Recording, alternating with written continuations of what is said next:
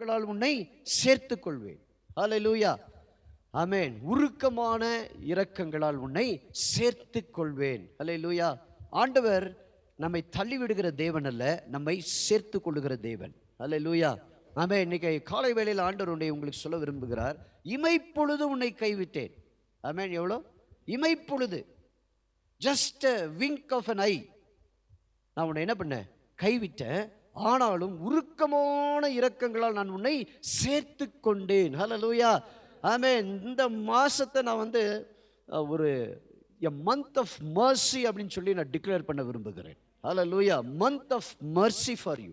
ஆமென். உங்களுக்கு ஆண்டவருடைய பார்வையில் இரக்கம் உண்டாகிற ஒரு மாதமாய் தேவன் இதை ஆசீர்வதிக்க போகிறார். ஹல்லேலூயா, ஆமென். எந்தெந்த இடத்திலெல்லாம் நீங்க கைவிடப்பட்டீர்களோ, எந்தெந்த சூழ்நிலைகளிலெல்லாம் மனிதர்கள் உங்களை வெட்கப்படுத்தினார்களோ, எந்தெந்த இடங்களிலெல்லாம் நீங்கள் சோதனைகள் வழியா, பிரச்சனைகள் வழியா கடந்து போனீர்களோ, அந்த இடங்களிலெல்லாம் இந்த மாதத்திலே தேவன் உங்களுக்கு இரக்கத்தை தேவன் கட்டளையிட போகிறார். ஹல்லேலூயா, ஆமென். எத்தனை பேர் விசுவாசிக்கிறீங்க? ஆண்டவருடைய கிருபை, ஆண்டவருடைய இரக்கம் உங்களுடைய தேவைகளின் நடுவிலே, பிரச்சனைகளின் நடுவிலே, உங்களுடைய சூழ்நிலைகளின் நடுவிலே அந்த இரக்கம் வெளிப்படுவதை நீங்கள் பார்க்க போகிறீர்கள். You are going to see the mercy of God. Hallelujah, amen. இந்த மாசத்தை அப்படிதான் ஆண்டவர் டிக்ளேர் பண்ண போறார். You are going to see the mercy of God. Hallelujah. mercy, இரக்கம் என்றால் என்ன அப்படின்னா, இரக்கம் கிருபை ரெண்டுமே ஒன்றா அப்படின்ல, ரெண்டுமே ஒன்று இல்லை, ரெண்டுமே வேற வேற. ஆமென். நீங்கள் ஏசியா அதிலே 54:10 வாசிங்களே. ம் ம் ம்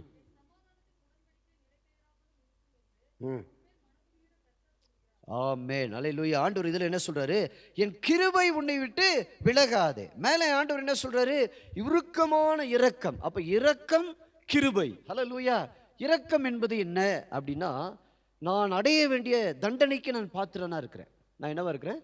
தண்டனை. நான் ஒரு தவறு செய்து விட்டேன் அல்லது ஒரு குற்றம் செய்து விட்டேன். அந்த குற்றத்துக்கு அல்லது அந்த தவறுக்கு நான் என்னவா இருக்கேன்? பாத்திரமாக இருக்கிறேன். நான் தண்டிக்கப்பட்டே ஆகணும், நான் நியாயம் தீர்க்கப்பட்டே ஆகணும். ஆனால் இங்கே என்ன வேலை செய்யுது அப்படின்னா, இரக்கம் வேலை செய்கிறது. இந்த இரக்கம் என்ன பண்ணுகிறது அப்படின்னா, நான் தண்டிக்கப்படணும், நான் குற்றவாளி என்று நிரூபிக்கப்பட்ட பிறகும் என்னை தண்டிக்காமல் விடுவிப்பது தான் இரக்கம். தண்டிக்காமல் விடுவிப்பது தான் இரக்கம். அதுக்கு பேர் என்னது? இரக்கம், மர்சி. அப்படி மர்சி பெட்டிஷன். ஆமென். தூக்கு தண்டனை கைதிகள்லாம் பார்த்தீங்கன்னா மர்சி பெட்டிஷன் ஒன்று இருக்கு, அரசாங்கத்தில் அதை அனுமதித்திருக்கிறார்கள். அவன் கொடூர குற்றவாளி, பல கோர்ட்டில் அவனுக்கு என்ன தீர்ப்பு வந்துருச்சுன்னா, அவனை கண்டிப்பாக என்ன செய்யணும்? தூக்கில் போட்டு அவனை கொன்று போட வேண்டும் என்று சொல்லி எல்லா சுப்ரீம் கோர்ட் வரைக்கும் தீர்ப்பு வந்தது. கடைசியாக ஒரு வாய்ப்பை கொடுக்கிறார்கள். என்ன வாய்ப்புனா, ஜனாதிபதியின் இடத்துல அவன் என்ன செய்ய முடியும்? முறையிட முடியும். அந்த ஜனாதிபதிக்கு அவன் கடிதம் எழுதலாம், ஐயா, என்னுடைய வயது இளம் வயது, எனக்கு குடும்பம் இருக்குது, பிள்ளைகள் இருக்கிறது, இந்த தண்டனையிலிருந்து எனக்கு இரக்கம் காட்டுங்கள் என்று சொல்லி அவன் என்ன செய்யலாம்? அந்த ஜனாதிபதி கிட்ட பெட்டிஷன் போடலாம். அதுக்கு பேர் என்னதுன்னா மர்சி பெட்டிஷன். எல்லா சட்டத்திலும், அதுக்கு உலக சட்டத்திலே ஒரு மனிதனை விடுவிப்பதற்கு ஒரு மர்சி பெட்டிஷன் இருக்குன்னா, ஆண்டவர் அவருடைய குணமே என்ன தெரியுமா? இரக்கம் உள்ளவர். அவர் தண்டிக்கிறவர் அல்ல, அவருடைய பேர் என்ன தெரியுமா? இரக்கம் உள்ளவர். அல்லேலூயா, ஆமென். அதனால தான் வசனத்தில் வாசிக்கிறோம், நான் உன்னை இமைப்பொழுது என் கோபத்தில் கைவிட்டேன். நீ செய்த தவற தண்டிக்கணும்னு நான் நினைச்சேன், ஆனாலும் என்னுடைய இரக்கம் உன்னை தண்டிக்காம உனக்கு என்ன கொடுக்கிறது? இன்னைக்கு விடுதலையை கொடுக்கிறது. ஹல்லேலூயா. எத்தனை பேருக்கு புரியுது? ஆமென். அப்படின்னா நான் தண்டிக்கப்படணும், நான் குற்றவாளி என்று நிரூபிக்கப்பட்டது, நான் சிலுவையில் அடிக்கப்பட்டே ஆக வேண்டும். ஆனாலும் தேவன் என்ன சொல்றாருன்னா, என்னுடைய இரக்கம் உன்னை தண்டிக்காமல் தடுக்கிறது. ஹல்லேலூயா. நாட் பிகாஸ் மர்சி, நீ பெட்டிஷன் போட்டதுனால அல்ல, என்னுடைய குணமே என்ன தெரியுமா? இரக்கம். அவருடைய பேர் என்ன தெரியுமா? இரக்கங்களின் பிதா. ஹல்லேலூயா. He is a father of mercy. இரக்கங்களின் தேவன். ஹல்லேலூயா. அதனால தான் வசனத்தில் வாசிக்கிறோம், அவர் சங்கீதங்கள் அடிக்கடி வாசிக்கும்போது, அவர் இரக்கமும் மனதுருக்கமும் உள்ளவர். ஆண்டவர் எப்படிப்பட்டவர்? இரக்கமும் மனதுருக்கமும் உள்ள ஒரு ஆண்டவர். நீங்க ஆராதிக்கிற தேவன் கொடூரமான தேவன் அல்ல. ஹல்லேலூயா. அவருடைய character, it's an attribute of God. அவருடைய குணாதிசயம் இதை மாறவே மாறாது. ஹல்லேலூயா. பாருங்க, மனுஷன் நேரத்துக்கு ஏற்ற மாதிரி தன்னுடைய குணத்தை மாற்றிக்கொண்டே இருப்பான். இடத்துக்கு ஏற்ற மாதிரி தன்னுடைய குணத்தை மாற்றிக்கொண்டே இருப்பான். அல்லது சூழ்நிலைகளுக்கு ஏற்றவாறு தன்னுடைய குணத்தை என்ன செய்வான்? மாற்றிக்கொண்டே இருப்பான். ஆனா ஆண்டவர் எப்படிப்பட்டவர்னா, தன்னுடைய குணத்தை எந்த சூழ்நிலையிலும் அவர் மாற்றுவதே இல்லை. அவர் இரக்கம் உள்ளவர் அப்படின்னா அவர் இரக்கம் உள்ளவராகவே தான் இருப்பார். அவர் அன்புள்ளவர் அப்படின்னா அவர் அன்பை எந்த சூழ்நிலைக்காக என்ன செய்யறதில்ல, மாற்றுவது இல்லை. ஹல்லேலூயா, ஆமென். நம்முடைய வீடுகளில் பிள்ளைகள் இருக்கும் பொழுது நம்ம என்ன செய்வோம் அப்படின்னா, ஒரு பிள்ளை நல்லா நமக்கு கீழ்ப்படிவான், சொல்றதெல்லாம் கேட்பான். அந்த பிள்ளைக்கு நிறைய கொடுப்போம், இரக்கமாக இருப்போம், அந்த பிள்ளை மேலே ரொம்ப அன்பாக இருப்போம். ஒரு பிள்ளை நம்மளுக்கு சொல்றதை கேட்கவே கேட்காது, அது அடமண்ட்டாக இருக்கும். அப்படிதான் இருக்கும். வேறு வீட்டில் 2 பிள்ளையும் ஒரே மாதிரி இருக்காது. ஒரு பிள்ளை எதிரும் புதிருமா இருக்கும், எலியும் பூனையுமா இருக்காது. நீ சொன்னா நான் கேட்கவே கேட்க மாட்டேன். இந்த அம்மாங்களுக்கு அது ஒத்தே வராது. சொல்றாங்க, இவன் எவ்வளோ நல்லா இருக்கான் பாரு, நீ ஏன்டா இப்படி, இப்போ என் வயிற்றுல தானடா நீயும் பிறந்த, நீ ஏன்டா இப்படி இருக்கிறன்னு கேட்பாங்க. அப்போ இந்த தாய் என்ன பண்ணுவாள் அப்படின்னா, இதுதான் ஆண்டவர் சொல்றாரு, தாயினுடைய அன்பிலும் மேலான அன்பு தான் ஆண்டவருடைய அன்பு. ஏன் அப்படின்னா, ஏன் அந்த வார்த்தை அப்படி சொல்லுதுன்னா, இந்த தாய் கூட பிள்ளைகளுக்கு பட்சபாதம் பார்ப்பா. ஆனால் ஆண்டவர் தன்னுடைய பிள்ளைகளுக்கு பட்சபாதம் பார்க்கிறதே கிடையாது. அவர் பட்சபாதம் இல்லாத தேவன். ஹல்லேலூயா, ஆமென். பாவம் செஞ்சான், அந்த பாவம் செஞ்சாலும் அவனை நேசிக்கிறாரு. இவன் நீதிமானாறுதல் அதே அன்பு தான் அவன் மேலே வைக்கிறாரு. இதில் மாற்றமே இல்லை. ஹல்லேலூயா. அதனால தான் தேவனுடைய அன்புக்கு இணையான ஒரு அன்பை இந்த பூமியில் நீங்கள் கொண்டு வரவே முடியாது. நீங்கள் எவ்வளோ நல்லவங்களாக இருந்தாலும் முடியாது. ஒரு பிள்ளை ரொம்ப உங்கள்கிட்ட ரொம்ப பாசமாக அந்த பிள்ளைக்காக என்ன வேலை செஞ்சுருவீங்க. ஒரு பிள்ளை உங்களுக்கு கீழ்ப்படிலாம் அந்த பிள்ளையை நீங்கள் என்ன செய்ய மாட்டீங்க, அன்பு காட்டவே மாட்டீங்க. இது டிஃபரன்ஸு. ஹல்லேலூயா. ஆனால் நீங்கள் செய்கிறது நியாயம். உங்களை பொறுத்தளவுக்கு அது என்னது, நியாயம், நீதி. ஆனால் தேவன் அப்படிப்பட்ட நீதியும் நியாயத்தையும் உடையவர் அல்ல. அவருடைய குணத்துக்கு எதெல்லாம் எதிராக இருக்கோ அவர் செய்கிறதே கிடையாது. ஹல்லேலூயா. அதனால தான் பைபிளில் வாசிக்கிறோம், நாம் பாவிகளாக இருக்கும் பொழுதே கிறிஸ்து நமக்காக மரித்தார். எப்படி இருக்கும்போது மரித்தார்? ஹல்லேலூயா. நாம் நல்லவர்கள் என்பதற்காக மரித்தாரா? இங்கே இருக்கிற யாராவது நாம் நல்லவர்கள் என்பதற்காக இயேசு வந்து சொன்னார்ப்பா நீ ரொம்ப நல்லவனாக இருக்கிற, உனக்காக நான் ஜீவனை கொடுக்குறேன்னு சொன்னார்? சொல்ல முடியாது. Nobody is perfect. ஹல்லேலூயா. அதனால தான் ஆண்டவர் வசனம் சொல்லுது, அவர் இரக்கங்களின் தேவன். Is a God of mercy, is God of grace. கிருபைனா என்ன அப்படின்னு பார்த்தீங்கன்னா, கிருபைனா தகுதி. இப்போ தண்டனைக்கு தகுதியாக இருந்த என்னை விடுவிப்பது இரக்கம். ஹல்லேலூயா. கிருபைன்றது என்னன்னா, பெற்றுக்கொள்ள தகுதி இல்லாத எனக்கு தகுதியை உண்டு பண்ணுவது கிருபை. இப்போ புரிஞ்சா? எத்தனை பேருக்கு புரிஞ்சு? இரக்கம்னா என்ன? தண்டனைக்கு தகுதியானவன் நான், அதை நான் அடைஞ்சே ஆகணும், அதுலேருந்து என்னை விடுவித்து காப்பாற்றுகிறது இரக்கம். கிருபைங்கிறது நான் ஒரு தேவனுடைய பிள்ளை என்று சொல்வதற்கோ, தேவனுடைய ராஜ்யத்தில் போய் சேருவதற்கோ, நித்திய ஜீவனை பெற்றுக்கொள்வதற்கோ எனக்கு எந்த தகுதியும் இல்லை. கிருபை என்ன பண்ணுதுன்னா, என்னை தகுதிப்படுத்தி இயேசுவுக்கு ஈக்குவலாக நம்மளை ஆண்டவர் உயர்த்தி விடுகிறார். இதுக்கு பேர் தான் என்னது? கிருபை. ஹல்லேலூயா. அதனால தான் ஆண்டவர் பேர் என்னதுன்னா, இரக்கம் உள்ளவர், கிருபை உள்ளவர். ஆமென். நீங்கள் நானும் ஆராதிக்கிற ஆண்டவர் எப்படிப்பட்டவர்? Is a God of mercy and is God of grace. Hallelujah. தண்டனைக்கு தகுதியாக இருக்கிறவனுக்கு இரக்கத்தை கொடுக்கிறார். தகுதியே இல்லாதவனுக்கு தகுதியை கொடுத்து அவனை உயர்த்தி மேன்மைப்படுத்துகிறது ஆண்டவருடைய கிருபை. வசனம் சொல்லுகிறது, எளியவனை குப்பையிலிருந்தும் சிறியவனை புழுதியிலிருந்தும் உயர்த்தி ஆண்டவர் என்ன பண்றாரு? பிரபுக்களோடும் ராஜாக்களோடும் உட்கார செய்கிற தேவன். ஹல்லேலூயா. எளியவனுக்கும் சிறியவனுக்கும் ராஜாக்களோடு உட்காரக்கூடிய தகுதி இல்லை. எந்த ராஜாவும் குப்பையில் இருக்கிறவனை கொண்டு போய் என்ன செய்ய மாட்டான்? தன்னுடைய பந்தியில் உட்கார வைத்து அவனுக்கு சோறு போட மாட்டான். ஆனால் ஆண்டவர் என்ன, இதுக்கு அர்த்தம் என்னன்னா, ஆண்டவர் தகுதி இல்லாதவர்களுக்கு தகுதியை கொடுத்து அவர்களை உயர்த்தி மேன்மைப்படுத்தி அவரை அலங்கரித்து அவர்களுக்கு கிருபையை கொடுத்து தன்னுடைய பந்தியிலே தேவன் உட்கார வைக்கிறார். ஹல்லேலூயா. அதனால தான் தாவீது எழுதுகிறார், கர்த்தர் என் சத்துருக்களுக்கு முன்பாக எனக்கு ஒரு பந்தியை ஆயத்தப்படுத்தி என் தலையை எண்ணெயால் அபிஷேகம் பண்றார். அப்படின்னா இதற்கு நான் பாத்திரன் அல்ல, இது எனக்கு தகுதி இல்லை. ஹல்லேலூயா. அந்த தகுதியை நீங்கள் பரலோகத்துக்கு போகும்போது நிறைய பேருக்கு ஆச்சரியமாக இருக்கும். இப்படிப்பட்ட ஒரு இடத்துல நான் உட்கார வந்திருக்கேனா? இவ்வளோ மேன்மையுள்ள ஒரு தேவனுக்கு முன்பதாக அவருக்கு சமமான என்ன ஆண்டவர் என்ன செய்திருக்கிறார்? உட்கார வைத்திருக்கிறாரா என்று நீங்கள் நினைக்கும் பொழுது ஆச்சரியப்பட்டு போவீர்கள். நீங்கள் பரலோகத்துக்கு போகும்போது நிறைய ஆச்சரியங்கள் நமக்காக காத்திருக்கிறது. Hallelujah. It's a place of surprises. பரலோகம் எப்படிப்பட்ட இடம்? சர்ப்ரைஸ் நிறைந்த இடம் நமக்கு. ஹல்லேலூயா. ஆச்சரியங்கள் நிறைந்த இடம். ஏன்னா தேவன் நமக்காக ஏற்படுத்தினவைகளை கண் காணவும் இல்லை, காதுகள் கேட்டதும் இல்லை. பரலோகம் இப்படி தான் இருக்கும், இதெல்லாம் செய்ய ஆண்டவர் ஒன்லி கிளிம்ஸை கொடுத்தார், கொஞ்சம் கொஞ்சம் அங்கங்கே சொல்லிட்டு போயிருக்கிறார். ஆனால் ஒரு மனுஷன் உண்மையாக அந்த நித்திய ஜீவனுக்குள்ளே பிரவேசிக்கும் பொழுது அவனுடைய கண்கள் ஆச்சரியப்பட்டு போகணும் பைபிளில் வாசிக்கிறோம். அல்லேலூயா. அதனால தான் வசனத்தில் வாசிக்கிறோம். அவர் சொல்கிறார், வாசிப்போம் 54:7. இமைப்பொழுது உன்னை கைவிட்டேன். ஆண்டவர் எவ்வளோ நேரம் கைவிட்டார்? இமைப்பொழுது. அல்லேலூயா. ஆனால் ஆண்டவர் சொல்லி, ஆண்டவருடைய வார்த்தை சொல்லுது, நான் உன்னை விட்டு விலகுவதும் இல்லை, உன்னை கைவிடுவதும் இல்லை. ஆண்டவர் நம்மளை விட்டு விலகிறது இல்லை, நம்மளை கைவிடுறது இல்லை. ஆண்டவர் கைவிடுறாரா? இல்லை. ஆனால் ஆண்டவருடைய வார்த்தை இப்போ என்ன தெரியுமா சொல்லுது? இமைப்பொழுது உன்னை கைவிட்டேன். எப்படி விட்டார் ஆண்டவர்? இமைப்பொழுது. இமைப்பொழுதுனா எவ்வளோ? நீ கண்ணை மூடி திறக்கிற நேரத்தில். ஒன்றே ஒன்று புரிந்து கொள்ளுங்க, ஒரு மனுஷனுடைய ஜீவனும் மரணமும் எவ்வளோ நேரத்தில் தெரியுமா இருக்குது? நீங்கள் கண்ணை மூடி திறக்கிற நேரத்தில் தான் இருக்கிறது. 1 மணி நேரத்தில் இல்லை, 2 மணி நேரத்தில் இல்லை, 60 வருஷத்தில் கிடையாது. நீங்கள் கண்ணை மூடி அப்படி திறக்கும் போது ஒருவேளை ஜீவனோடு இருக்கலாம், இல்லை மரித்து கூட போகலாம். அல்லேலூயா. அப்போது அந்த ஒரு ஃப்ராக்ஷன் ஆஃப் செகண்ட், இது பேர் என்னது? ஒரு நொடியிலும் நொடி. ஒரு நொடியில் மில்லி செகண்ட். இது பேர் என்னது? செகண்ட்ஸ் இல்லை, மில்லி செகண்ட்ஸ். நிறைய பேர் வந்து ஒலிம்பிக்கில் ஓடும் பொழுது மில்லி செகண்ட்ஸில் கோல்டு இழந்திருக்காங்க. கவனிச்சிருக்கீங்களா? 10.1. ரெண்டாவது வந்து ஒரு 10.2. 10 செகண்ட், 1 மில்லி செகண்ட். அப்போ அந்த 1 மில்லி செகண்டில் ஒரு மனுஷன் கோல்டு இழக்க முடியும்னா 1 மில்லி செகண்டில் உங்கள் ஜீவனை நீங்கள் இழக்க முடியும். ஆமாம், 1 மில்லி செகண்ட். உங்கள் வாழ்க்கைக்கும் உங்களுக்கும் பெரிய ஜீவனுக்கும் மரணத்துக்கும் நடுவில் பெரிய கேப் இருக்குன்னு நினைக்காதீங்க. ஜீவனுக்கும் மரணத்துக்கும் நடுவில் இருக்கிற கேப் எவ்வளோ தெரியுமா? ஒரே ஒரு செகண்ட். ஒரே ஒரு செகண்ட். அதில் மில்லி செகண்ட் கூட உங்கள் ஜீவன் போகிறதுக்கு வாய்ப்பு இருக்கிறது. ஆண்டவர் சொல்கிறாரு, அந்த ஒரு நொடி பொழுது உன்னை கைவிட்டேன்.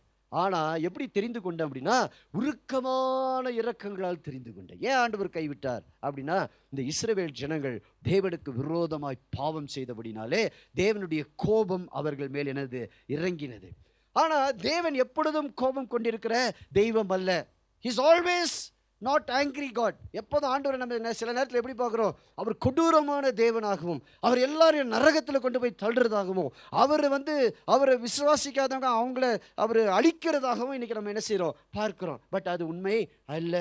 ஒரு மனுஷன் நரகத்துக்கு ஏன் போகிறான் அப்படின்னா, it is is own choice. It is is own choice. அவனுடைய சொந்த தீர்மானம், விருப்பம். அல்லேலூயா. தேவன் பாருங்க மனுஷனுக்கு விருப்பங்களை கொடுத்திருக்கிறார். ஆமென். ஃப்ரீடம் ஆஃப் சாய்ஸ் அப்படின்னு சொல்லி வேதத்திலே படிக்கலாம். இன்னைக்கு காலையில் எந்திரிச்சு நீங்கள்லாம் தீர்மானம் பண்ணீங்க. சிலர் ரெண்டு மனசில் இங்கே வந்திருக்கிறீங்க. காலையில் எந்திரிச்சிங்க, இன்றைக்கி போகலாமா வேண்டாமா. சிலர் நேற்றையும் முடிவு பண்ணீங்க போகலாம் அப்படின்ட்டு. நீங்கள் எடுத்த தீர்மானம் தான் இன்றைக்கி உங்களை என்ன செஞ்சுருக்குது? கொண்டு வந்திருக்கிறது. கடைசி நேரத்தில் சிலர் தீர்மானம் பண்ணீங்க, வேண்டாம் இன்றைக்கி இன்னைக்கு முதல் ஞாயிற்றுக்கிழமை போகலன்னா பாஸ்டர் கேட்பாரு, அதனால் என்ன செய்வோம்? சரி போய் கொஞ்சம் அப்படி தலையை மட்டும் காமிச்சிட்டு வந்துடுவோம் அப்படின்னு வந்திருக்கிற ஆட்களும் உண்டு. இதெல்லாம் எதனால் வந்ததுன்னா உங்களுடைய தீர்மானம். இதெல்லாம் என்னது? உங்களுடைய தீர்மானம். இது ஆண்டவர் உங்கள் மேலே திணிக்கல. ஆண்டவர் நேற்று ராத்திரி யாருக்காவது கனவுல வந்து, ஏய் நான் தான் ஆண்டவர் வந்திருக்கிறேன், நாளைக்கு காலையில் நீ சபையில் போய் பந்தியில் கை வைக்கல, உன் கையை பைக் ஆக்சிடெண்ட்டில் உன் கையை உடைஞ்சிரும் அப்படின்னு யார்ட்டையாவது ஆண்டவர் சொன்னாரா? ஆண்டவர் ஒருபோதும் அப்படி சொன்னதே இல்லை. ஆனால் எனக்கெல்லாம் சொல்லியிருக்கிறாங்க, நீ சர்ச்சுக்கு வரலன்னா கை உடஞ்சிரும்னு சொல்லியிருக்கிறாங்க, நீ சர்ச்சுக்கு வரலன்னா கால் உடஞ்சிரும்னு சொல்லியிருக்கிறாங்க ஒரு காலத்தில். நான் கூட அதை ரொம்ப நம்பினேன். அப்புறம் தான் புரிஞ்சது, இதெல்லாம் ஆண்டவர் செய்யதில்லை. நம்ம சர்ச்சுக்கு போனோன்னா பிசாசு கையை உடைச்சிட்டு பார்த்தியா ஆண்டவர் கை உடைச்சிட்டாருன்னு சொல்லுவோம். ஹல்லேலூயா. ஆமென். அவனுக்கு இதில் என்ன லாபம்? நம்ம கை உடைஞ்சி 3 மாதம் எங்கே போக மாட்டோம். இப்போ கேட்டால் என்ன சொல்லுவோம்? கால் வலி பிரதர், என்னால் நடக்கக்கூட முடியல பிரதர். உண்மையா இல்லையா? சொல்லுங்க. ஆமென். ஐயோ, அதனால தான் நான் எப்படின்னா, கால் உடஞ்சாலும் சர்ச்சுக்கு போவேன், ஆப்ரேஷன் பண்ணாலும் சர்ச்சுக்கு போவேன். ஆமென். ஒரு 16 வருஷத்துக்கு முன்னாடி எனக்கு ஒரு ஆப்ரேஷன் பண்ணாங்க. பின்னாடி ஆப்ரேஷன் பண்ணிட்டாங்க தெரியாமல். அப்போ என்னால் உட்கார முடியல, எந்திரிக்க முடியல. ஆப்ரேஷன் பண்ணி 3 நாள் 4 நாள் ஆகிருக்குது. டாக்டர் சொன்னார், நீங்கள் குப்புரை தான் படுக்கணும், நிமிந்தெல்லாம் என்ன செய்யக்கூடாது, படுக்கக்கூடாது, ரொம்ப டேமேஜ் ஜாஸ்தி அப்படின்ட்டார். இருந்தாலும் நான் என்ன பண்ணேன், ஞாயிற்றுக்கிழமை ஆராதனை காலையில் மடமடன்னு எப்போதும் எந்திரிக்க மாதிரி எந்திரிச்சு சுறுசுறுப்பாக முதல் முறையாக வேட்டியை கட்டிக்கிட்டு, வேட்டியை நம்ம இவர் தூக்கி பிடிச்ச மாதிரி தூக்கி பிடிச்சிட்டு போய் எஜ்ஜில் அப்படியே உக்காந்து ஆராதனையை முடிச்சுட்டு வீட்டுக்கு வந்தேன். பிற்காலத்தில் பிசாசை பார்த்து சொன்னேன், இன்னைக்கு நீ எனக்கு எந்த இடத்துல ஆப்ரேஷன் பண்ணாலும் நான் சர்ச்சுக்கு போகிறத என்ன செய்ய மாட்டேன், நிறுத்தவே மாட்டேன். ஹல்லேலூயா, ஆமென். அதனால தான் இன்னைக்கு ஆண்டவர் என்ன ஆசாரியனா மாத்திட்டார், ஊழியக்காரனா தேவன் என்ன செஞ்சிட்டாரு, மாத்திட்டார். ஹல்லேலூயா. தேசங்களுக்கு தீர்க்க தரிசனம் சொல்ல ஆண்டவர் என்ன செஞ்சிட்டாரு, வச்சிட்டார். ஹல்லேலூயா. இது ஏதோ என்னுடைய கிருபை இதெல்லாம் வந்ததில்லை. நான் ஒரு தீர்மானம் பண்ண, ரட்சிக்கப்பட்ட பொழுது எங்கே என்ன ஆனாலும் ஆண்டவர் ஆராதிக்கிறத நான் என்ன செய்ய மாட்டேன். எங்களுக்கு எங்கள் வீட்டில் சண்டை வராமல், எங்கள் வீட்லேயும் சண்டை வரும். எவ்வளோ சண்டை வந்தாலும் ஞாயிற்றுக்கிழமை நாங்கள் 2 பேரும் சிரிச்சுட்டு வந்து இங்கே என்ன செய்வோம், ஆராதனை செய்வோம். ஏன்னா அன்னைக்கு யார் வெக்கப்பட்டு போகக்கூடாது, என்னை அழைத்த தேவன் வெக்கப்பட்டு போகக்கூடாது, பிசாசு வெக்கப்பட்டு போகணும். ஹல்லேலூயா, ஆமென். எத்தனை பேருக்கு புரியுது? ஆமாம், தேவன் அப்படிப்பட்ட தேவன் அல்ல. ஏன் நீங்கள் அப்படி போகிறோம் அப்படின்னா நம்முடைய எடுக்கிற தீர்மானங்கள் சரியில்லை. காலையில் எந்திரிச்சு ஜன்னலை திறந்து பார்த்தோன்னா நமக்கு என்ன வருது, இங்கே ஊட்டியில் மழை வரும் தான். ஊட்டினாலே மழை தான் வரும்.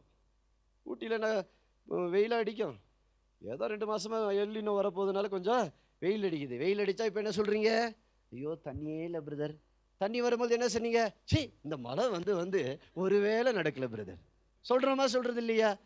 நமக்கு மனுஷனுக்கு எதுதான் திருப்தி? உங்களுக்கு எந்த மனுஷனுக்கு எது திருப்தியாக இருக்கிறது? ஒரு நாளும் ஒரு மனுஷனுக்கும் திருப்தி என்பதே கிடையாது. ஹல்லேலூயா. கிளைமேட்லேயும் திருப்தி இல்லை, புருஷன்ட்டையும் திருப்தி இல்லை, சபையிலையும் திருப்தி இல்லை. இந்த பாஸ்டர் ரொம்ப போர் அடிக்கிறாரு, சீக்கிரமாக நடத்துகிற பாஸ்டர் பார்க்கணும் சொல்கிறோமா, சொல்கிறது இல்லையா? அஃப்கோர்ஸ் எதில் நமக்கு மனுஷனுக்கு திருப்தி இருக்கிறது? ஹல்லேலூயா. அதில் மனுஷனுக்கு ஒருபோதும் ஒரு எல்லாத்துலையும் எதை வீடு கட்டினா திருப்தி ஆயிடுவோம், கட்ட மாட்டோம். நம்ம இப்போ ஊட்டியில் வீடு கட்டிட்டோம், இப்போ அடிக்கடி நம்ம கோயம்புத்தூர் போகிறோம், அங்கே நமக்கு ஒரு வீடு இருந்தால் நல்லது தானேப்பா, இல்லையா? இப்போ நான் யோசிப்பேன், அடிக்கடி பெங்களூர் போகணும், அங்கே ஒரு வீடு இருந்தால் மனுஷனுக்கு எங்கே திருப்தியாக போகுது? ஹல்லேலூயா. அதனால தான் பரலோகத்துக்கு போகும்போது தான் உங்களுக்கு என்ன வரும், திருப்தி வரும். ஏன்னா அது நித்தியம். அங்கே வீடும் தேவையில்லை, ஒன்றும் தேவையில்லை. அங்கே தேவனுடைய பிரசன்னம் ஒன்றே போதும். பைபிள் சொல்லுது, தேவ பிரசன்னத்தில் தான் நமக்கு என்ன உண்டாக தெரியுமா, சாட்டிஸ்ஃபேக்ஷன், திருப்தி. உங்களுக்கு எங்கே தெரியுமா, தேவ பிரசன்னம். ஹல்லேலூயா. காசு நீங்கள் எவ்வளோ இருந்தாலும் அது பத்தாது. பீரோ ஃபுல்லாக காசு வச்சுருந்தாலும் அடுத்த ஒரு பீரோ வாங்கி அதில் சேர்ப்பீங்க. சேர்க்கவாமா, சேர்க்க மாட்டோமா? ஆமென். புதுசாலாம் பீரோ வாங்கினீங்கன்னா உடனே நம்ம ஆளுங்களுக்கெல்லாம் அதில் ஒரு 5 ரூபா போட்டு கொடுங்க சேட்டு. ஏதோ சேட்டு காசு போட்டோடனே பீரோ ஃபுல்லாக காசு வந்துடுற மாதிரி செய்கிறோமா இல்லையா? ஏதோ சேட்டு கையில் தான் கர்த்தர் ஆசீர்வாதத்தை கொடுத்துட்ட மாதிரி நம்ம ஆளுங்களும் சேர்ந்து அதை பண்ணுறான். பீரோ வாங்கியிருக்கிறோம் சேட்டு, புதுசாக ஒரு 20 ரூபா போட்டு கொடுங்க சேட்டு.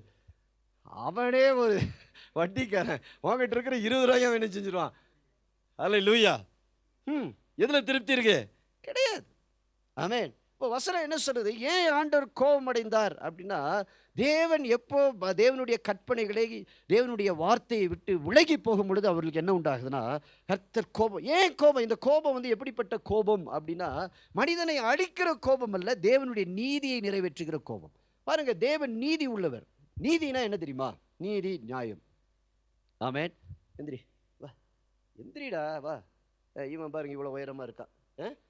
தம்பி வாடா, ஆரோன் வா, கிட்ட வா, சீக்கிரம் வா, பக்கத்தில் நில்லு. ரைட். ஆரோனும் பிரித்தியும் பக்கத்தில் நிற்கிறாங்க. ஓகே. இப்போ நீதி என்ன அப்படின்னா, இப்போ இங்கே ஒரு மேட்ச் நடக்குது அப்படின்னா, இங்கே ஃபென்ஸ், இது ஃபென்ஸு. இங்கே பாரு, இது ஃபென்ஸ். பாடுறா, அங்கே பாடுறா, மேட்ச் பாரு, 6 அடிக்கிறான் பாரு. இப்போ இவனுக்கு தெரியுது, இவனுக்கு என்ன செய்யல தெரியல. ஆனால் நீதி என்னன்னா, இதுதான் நீதி, எல்லாரையும் ஒரே மாதிரி என்ன செய்யணும். ஆனால் நியாயம் என்னன்னா, நீ மேலே ஏறுறா, மேலே ஏறுறா, அது மேலே ஏறு, அவன் பயப்படுறான் பாரு, ஏறு. இப்போ நியாயம். இப்போ இது பேர் என்னது? நியாயம். நீதி வேற, நியாயம் வேற. கர்த்தர் எப்படிப்பட்டவர்னா நீதி உள்ளவர், ஆனால் அதே நேரத்தில் அவர் எப்படி உள்ளவர்னா நியாயம் உள்ளவர்.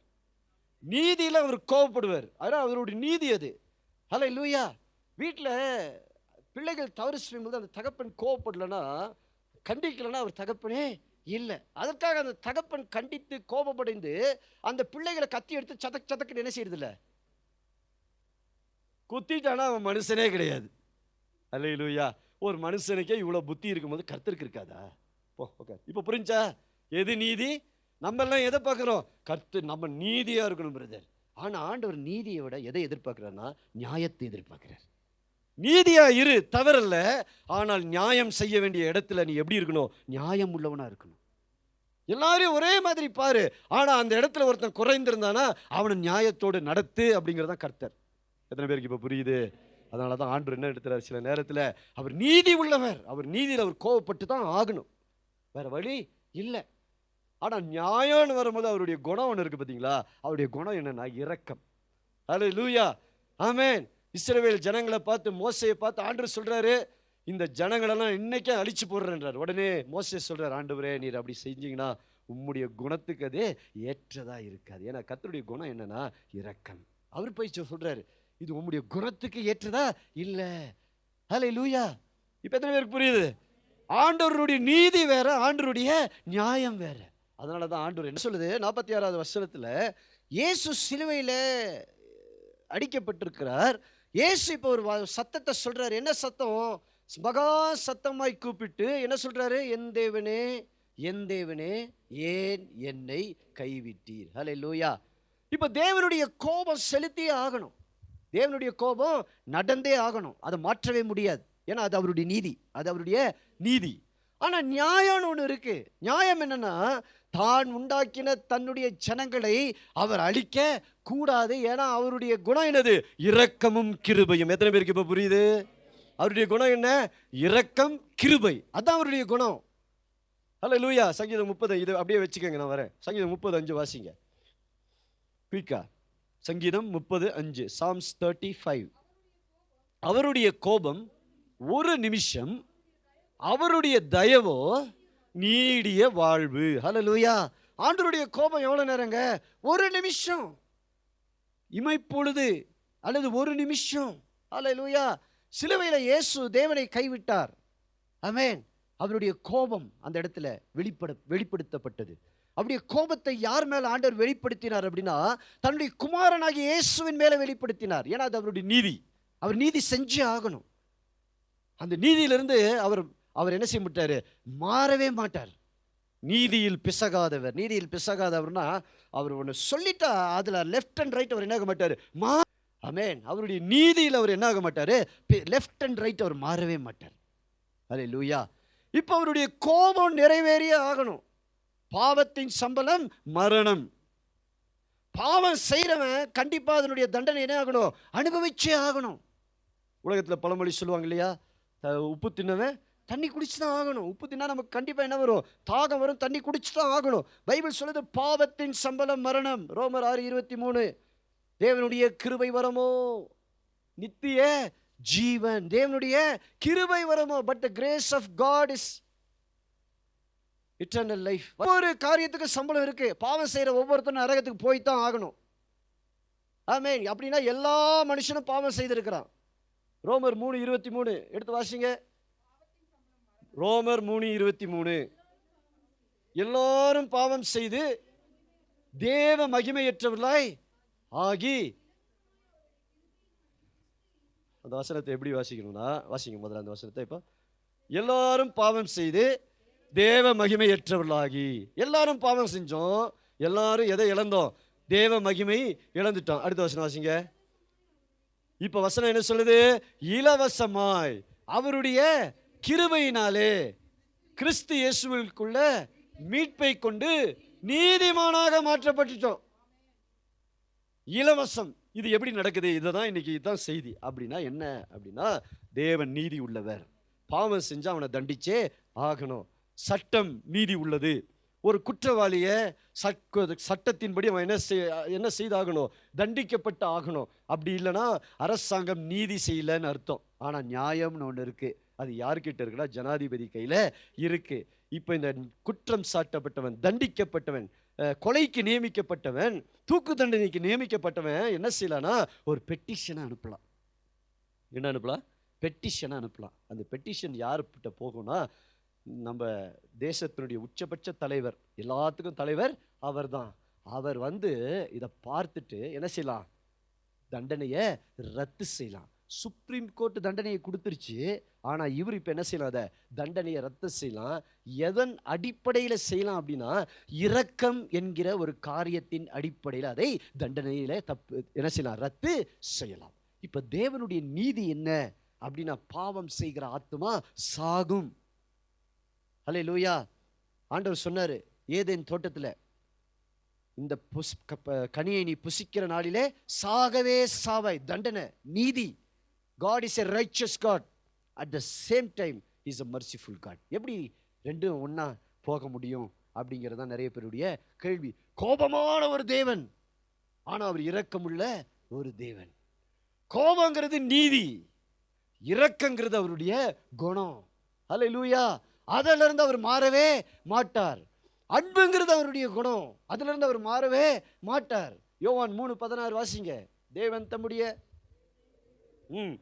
விசுவாசிக்கிறவன் எவனோ அவன் கெட்டு போகாமல் நித்திய ஜீவனை அடையும்படி அவரையே தந்தருளி இவ்வளவா இந்த உலகத்தில் அன்பு கூர்ந்தார். யாரை தந்தருளி அன்பு கூர்ந்தார்? குமாரனை அருளி அன்பு கூர்ந்தார். ஹல்லேலூயா. இப்ப ஆண்டவர் நம்முடைய நீதியை யார் மூலமா நிறைவேற்றுகிறார்னா இயேசு கிறிஸ்து மூலமாய் நிறைவேற்றுகிறார். ஹல்லேலூயா. அதுதான் இமைப்பொழுது உன்னை கைவிட்டேன். நம்மளை கைவிட்டா நம்ம தாங்க முடியாது. ஃப்ராக்ஷன் ஆஃப் செகண்ட், இதுக்கு பேர் நொடியில, நொடியிலும் நொடி, மில்லி செகண்ட்ஸ்ல முடிஞ்சு போயிடும் ஒரு மனுஷனுடைய வாழ்க்கை. ஒரே ஒரு சத்தம் டமார். இந்த டமாருக்கு ஒரு நொடியாச்சா? 10 செகண்ட் கூட டமார் ஒரு சவுண்ட், அவ்வளோதான். உள்ள இருக்கிற எல்லாம் காலியாக இருக்கும். அதுக்கப்புறம் அவனுக்கு தெளிவு வர்றதுக்கே ரொம்ப நேரம். இதுதான் லைஃப். அதான் ஆண்டவர் என்ன சொல்ற, இமைப்பொழுது உன்னை கைவிட்டேன். அப்படின்னா இமைப்பொழுது கைவிட்டாலும் நம்ம தாங்க மாட்டோம், முடியாது. ஆனா ஆண்டவர் என்ன சொல்றாரு, உருக்கமான இரக்கங்களால் உன்னை சேர்த்து கொண்டேன். அப்படின்னா இதை யாரை குறித்து பேசுகிற வசனம்? ஆண்டவராகிய இயேசு கிறிஸ்துவை குறித்து, அவர் மேல் வரப்போகிற ஆக்கினியை குறித்து. தேவன் தம்முடைய குமாரனாகிய இயேசுவை சிலுவையில் எப்படி நமக்காக கைவிட போகிறார் அப்படிங்கிறது குறித்து என்ன செய்யறாரு, இதை பேசுறார். அதனாலதான் சொல்றாரு, மலைகள் விலகி போனாலும் பர்வதங்கள் நிலைபெயர்ந்தாலும் என் கிருபை உன்னை விட்டு விலகாமலும் என் சமாதான. இந்த சிலுவையில் நடந்தது என்னது தெரியுமா? ஒரு சமாதான உடன்படிக்கை. என்னது? சமாதான உடன்படிக்கை. பைபிள் சொல்லுது, அவர் பூலோகத்தையும் பரலோகத்தையும் தன்னுடைய சிலுவை மரணத்தின் மூலமாக ஒன்றாக இணைத்தார். கோபம் யார் மேல வந்துச்சு? இயேசு மேல வந்துச்சு. நியாயம் யார் மேல வந்துச்சு? நம்ம மேல வந்துருச்சு. கோபத்தை இயேசு மேல செலுத்தினாரு, அதன் மூலமாய் வருகிற நியாயத்தை நமக்கு கொடுத்தாரு. அதுக்கு பேர் தான் இரக்கம், கிருபை. எத்தனை பேருக்கு இப்ப புரியுது? இதுதான் இரக்கம், கிருபை. நம்ம மரணத்துக்கு பாத்திரவானா இருந்தோம். பாவம் செய்கிற ஒவ்வொரு ஆத்மாவும் மரித்து தான் போகணும். ஹல்லேலூயா, ஆமென். இஸ்லாமிய சட்டம், ஷரியா சட்டம் என்ன சொல்லுகிறது? அங்க இரக்கத்துக்கு இடம் இல்லை. என்ன இல்லை? இரக்கத்துக்கு அங்க இடம் இல்லை. தப்பு செஞ்சா கையை வெட்டிடு, பாவம் செஞ்சா கொண்டு போட்டுரு, முடிஞ்சு போச்சு. மக்கள் இதை என்ன செய்யறான்? பெருமையா பேசுறான். பாத்தியா எவ்வளோ நீதி. நீதி சரி, ஆனா மனுஷன் நீதியை செய்யறதுக்காக மட்டும் இல்ல, மனுஷனுக்குள்ள என்ன இருக்கணும்? நியாயம் இருக்க வேண்டும். ஆண்டவர் நீதி உள்ளவர் தான், ஆனா அவர் நியாயத்திலிருந்து எப்போதும் விலகிறதே இல்லை. அவருடைய குணத்திலிருந்து அவரு. அப்படின்னா நம்முடைய ஆண்டவர் கொடூரமான தேவனா மாறியப்ப பார்பேரியன்.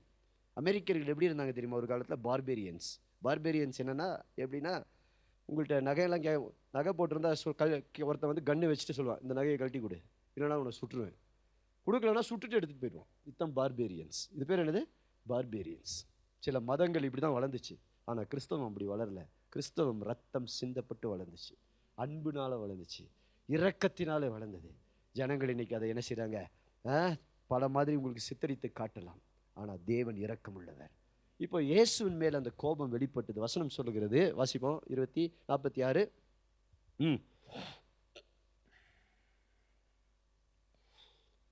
46 45. 6ஆம் மணி நேரத்தில் 9ஆம் மணி நேரம் வரைக்கும் பூமி எங்கும் அந்தகாரம் உண்டாயிற்று. 9ஆம் மணி நேரத்தில் இயேசு ஏலி ஏலி லாமா சபக்தானி என்று மிகுந்த சத்தமிட்டு கூப்பிட்டார். அதற்கு என் தேவனே ஏன் என்னை கைவிட்டீர்? ஆமென். இப்போ நான் கைவிடப்பட வேண்டிய இடத்துல இயேசு எனக்காக கைவிடப்பட்டார். அதனால தான் பைபிள் அவர் மாறுறதில்லை. நான் உன்னை விட்டு விலகுவதும் இல்லை, உன்னை கைவிடுவதும் இல்லை சொன்னவர் இன்னும் உன்னை கைவிட்டேன்னு சொல்லுவாரா? சொல்ல மாட்டார். அவர் வார்த்தையில் உண்மையுள்ளவர். அவர் யாரு? வார்த்தையில் உண்மையுள்ளவர். உன்னை பார்த்து ஒரு வார்த்தையை சொல்லிட்டா சொன்னதான். அவர் சொல்றாரு, தாவீதுக்கு நான் பொய் சொல்லேன். தாவீதை சொன்னேன், அவன் வீட்டை நான் கட்டுவேன்னு சொன்ன, நான் கட்டுவேன், நான் பொய் சொல்ல மாட்டேன்றார் ஆண்டவர். ஹல்லேலூயா. அவர் உனக்கு ஒரு வார்த்தையை சொல்லிட்டா, உனக்கு நித்திய ஜீவனை கொடுத்துட்டேன்னு சொல்லிட்டா, உன்னை ஆசீர்வதிப்பேன்னு சொல்லிட்டா, அதுல இருந்து அவர் விலகிறதே இல்லை. ஹல்லேலூயா. ஆனா அவர் யாரு? நீதி உள்ளதே. அவன் பாவத்துக்கு தண்டனை கொடுத்து தான் ஆகணும். கொடுக்கலனா அவர் நல்ல தகப்பன் அல்ல. எத்தனை பேருக்கு இப்போ புரியுது? ஆனா அதே நேரத்தில் அந்த தகப்பன் எப்படிப்பட்டவர் தெரியுமா? இரக்கமுள்ள தகப்பன். தன் பிள்ளையை தண்டிக்கும் பொழுது அவர் யாரை யோசிக்க, பிள்ளையின் மேல தண்டனையை கொடுத்துட்டேன், ஆனா அதே நேரத்தில் அந்த இரக்கம் அந்த இடத்துல என்ன செய்யணும்? வெளிப்பட்டே ஆகணும். ஏன் வெளிப்பட்டாகணும்? அவருடைய குணம் இரக்கம். அவருடைய குணம் இரக்கம். இப்ப இயேசு கூப்பிடுறாரு, என் தேவனே என் தேவனே ஏன் என்னை கைவிட்டீர்? இதுக்கு அர்த்தம் என்ன தெரியுமா? நம்முடைய எல்லா தண்டனையும், நம்முடைய எல்லா நியாய தீர்ப்பும், நாம் கைவிடப்பட வேண்டிய இடத்துல தன்னுடைய குமாரனை தேவன் கைவிட்டார். God forsake him. ஆனா நமக்கு சொல்லிட்டாரு, நான் உன்னை என்ன செய்ய மாட்டேன், உன்னை விட்டு விட, I will not leave you nor forsake you, but I will leave my son, forsake my son, for because of your reason, you are the reason for that. Hallelujah. அப்ப அந்த சிலுவையில் நடந்தது என்னன்னா, எனக்காக இயேசு அந்த இடத்துல என்ன செய்யப்பட்டார்? கைவிடப்பட்டார். ஆமென். அவர் நமக்காக ஜீவனை கொடுத்தார். அதனால தான் இந்த இரக்கத்திற்கு முடிவில்லை. அவருடைய இரக்கத்திற்கு no end. His mercy is endless. His mercy is endless. His grace is immeasurable. அவருடைய கிருபையை நீங்க அளவிடவே முடியாது. அதுக்கு தான் அது பேர் தான் என்னது? கிருபை. தகுதியே இல்லாத ஒருத்தனை யாரோட ஈக்குவலாக ஆண்டவர் உயர்த்துறாரு? இயேசு கிறிஸ்துக்கு ஈக்குவலாக ஒரு மனுஷனை உயர்த்துறாரு. ஹல்லேலூயா. பைபிளில் வாசிக்கிறோம், நாம் அவரோடு கூட உன்னதங்களிலே உட்கார்ந்திருக்கிறோம். எபேசியர் 1ஆம் அதிகாரத்தில் இருக்கு. அப்புறமா வாசிச்சு பாருங்க. அவரோடு கூட எங்க உட்கார்ந்துட்டு இருக்கிறீங்க நீங்கெல்லாம்? நம்மெல்லாம் எங்க உட்கார்ந்துட்டு இருக்கிறோம்? உன்னதங்களிலே. we are seated at the right hand of God, not because we were eligible, capable, because we had the ability. No, not because we were capable or eligible. It is called grace. அது பேர் தான் என்னது? கிருபை. ஹல்லேலூயா. எங்கெல்லாம் இரக்கம் வேலை செய்தோ அதை விட அதிகமாக அங்கே கிருபை வேலை செய்யும். ஹல்லேலூயா. இரக்கம் தண்டனையிலிருந்து என்னை விடுவிக்கிறது. கிருபை தகுதி இல்லாத என்னை தகுதிப்படுத்தி தேவனுடைய ஆசீர்வாதங்களுக்கு தகுதியுடையவனாய் தேவன் என்னை மாற்றுகிறார். ஹல்லேலூயா. ஆமென். mercy is what I deserve, grace is what I don't deserve. ஆமென். இரக்கம், நான் இரக்கத்திற்கு அந்த தண்டனைக்கு நான் தகுதி உடையவன், இரக்கத்துக்கு நான் தகுதி உடையவனே அல்ல. ஹல்லேலூயா. அதனால தான் பைபிள் சொல்லுது, don't be a self righteous person. சுயநீதிக்காரனா என்ன செய்யாத இருக்காத. ஆமென். இரக்கமுள்ளவனாய் இரு. பைபிளில் வாசிக்கிறோம், உன் பிதா இரக்கமுள்ளவராய் இருப்பது போல நீங்களும் எப்படி இருங்க? இரக்கம். சிலர் நியாயத்தை பற்றி பேசும். நியாயம் நியாயம் கரெக்ட், நீதி நீதி நீதி கரெக்ட். ஆனால் நியாயம் என்று ஒன்று இருக்கிறது. அது எப்படி வேலை செய்யணும்னா, இரக்கத்தினால் வருகிறதுல, கிருபையினால் வருகிறதுல வேலை செய்ய வேண்டும். ஹல்லேலூயா. ரொம்ப வருஷத்துக்கு முன்னாடி ஒரு நல்ல தம்பதியினர், கணவன் மனைவி. அந்த கணவன் ஒரு இடத்துல தவறு செய்து விட்டான். தவறு செய்து அந்த மனைவி சொன்னார், இனி இந்த கணவனோடு என்னால் என்ன செய்ய முடியாது, வாழ முடியாது, நான் அவனை விட்டு போய்விடுகிறேன் என்று சொல்லி ரொம்ப நாட்கள் அவர்கள் பிரிந்திருந்தார்கள். ஆனால் இந்த கணவன் தன்னுடைய தடவையெல்லாம் உணர்ந்து அவன் மனம் திரும்பி ஆண்டவரிடத்தில் ஜெபம் பண்ணான். ஆண்டவரே, என் மனைவி என்னிடத்தில் வர வேண்டும், நான் அவளுக்கு துரோகம் செய்தது உண்மைதான், ஆனால் எனக்கு என்ன தேவை, மன்னிப்பு தேவை என்று சொல்லி அவர்கள் ஜெபித்து கொண்டிருந்தார்கள். ஜெபித்து கொண்டிருக்கும் போது ஒரு முறை அந்த சகோதரியை போதகர்களாக சிலர் நாங்கள் போய் சந்தித்து அவளோடு பேசினோம். நீங்கள் இப்படி இருப்பது சரியில்லை. அவருடைய ஒரு மனிதன் ஒரு தவறை உணர்ந்து வரும் பொழுது நீங்கள் அவருக்கு என்ன கொடுக்கணும்? மன்னிப்பு கொடுக்கணும். நீங்கள் சொல்றது நீதி, correct, what you did is right, we are not against that, but there is another part in the righteousness. எப்படின்னா அது நியாயம், இரக்கம், அன்பு. Then this sister got convinced, they got blessed, அவங்க ஆசீர்வதிக்கப்பட்டாங்க. அதுக்கப்புறம் அந்த சகோதரி மனம் இறங்கி வந்தாங்க. you know today what is their life? ரெண்டு பேரும் இன்னைக்கு ஊழியம் செய்து கொண்டிருக்கிறார்கள். யாருக்கு ஊழியம் செய்து கொண்டு? கர்த்தருக்கு ஊழியம் செய்து ஒரு பெரிய திருச்சபையை நடத்தி கொண்டிருக்கிறார்கள். அநேகர் அந்த இடத்துல அந்த குடும்பங்கள் மூலமாக ஆசீர்வதிக்கப்பட்டு கொண்டிருக்கிறார்கள். ஹல்லேலூயா. நீதி மாத்திரம் அந்த இடத்துல நிலைத்திருந்திருந்தால் இன்னைக்கு அந்த குடும்பங்கள் என்ன இருக்கும்? இதுதான் ஆண்டவர் செய்தார், இதுதான் ஆண்டவர் நமக்கு செய்கிறார். ஆண்டவர் நீதி மாத்திரம் செய்திருந்தார் இன்னைக்கு சபை என்று ஒன்று இருந்திருக்காது, பூமி என்று ஒன்று இருந்திருக்காது. நோவா காலத்தின் பேழையை போல ஆண்டவர் சொல்ல, இனி நான் இந்த ஜனத்தை என்ன செய்யல, அழிப்பதில்லை என்று சொல்லி உடன்படிக்கையை ஏற்படுத்தினார் ஆண்டவர். அல்லேலூயா. எத்தனை பேர் விசுவாசிக்கிறீங்க? இதுதான் ஆண்டவருடைய நீதி, ஆண்டவருடைய இரக்கம். அதனால தான் இந்த மாசத்தை சொன்னேன், ஆண்டவர் உங்களுக்கு இரக்கத்தின் மாதமாக தேவன் உங்களுக்கு கொடுப்பார். ஏன் இரக்கம்? இதற்கு நீங்கள் இதுக்கு தகுதி உடையவர்கள் அல்ல, தண்டனைக்கு தகுதி உடையவர்கள். ஆனால் God in his mercy, ஆண்டவர் தம்முடைய கிருபையில, ஆண்டவர் தம்முடைய இரக்கத்தில் நம்ம மேல் எப்படி இருக்கிறார்? இரக்கமா இருக்கிறார். இரக்கம் மாத்திரமல்ல, அவர் மாத்திரம் இரக்கமல்ல, மனிதர்கள் மூலமாகவும் உங்களுக்கு இரக்கத்தை தேவன் கட்டளையிடுவார். ஹல்லேலூயா. எல்லாம் அப்படியே எழுந்து நின்று தேவ சமூகத்தில் ஆமென். ஹல்லேலூயா. Let us worship God for a few minutes. Hallelujah. Amen. Thank you Jesus. எல்லாரும் அப்படியே எழுந்து நின்று ஆண்டவருடைய பிரசன்னத்தில் இந்த காலை வேளையில் ஆண்டவர் நம்மோடு இடைப்பட்டிருக்கிறார். அவருடைய இரக்கம். ஹல்லேலூயா.